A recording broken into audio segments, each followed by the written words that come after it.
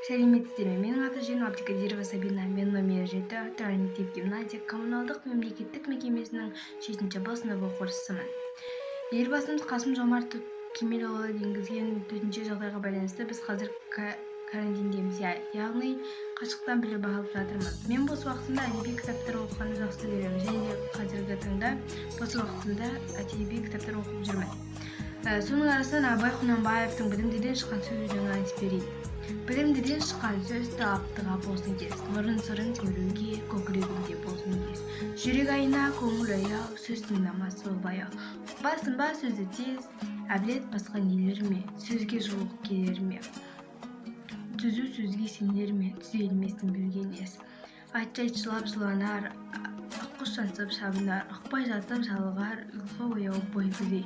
Жас баладай жеңістік қой, байлаулы емес ақыл ой.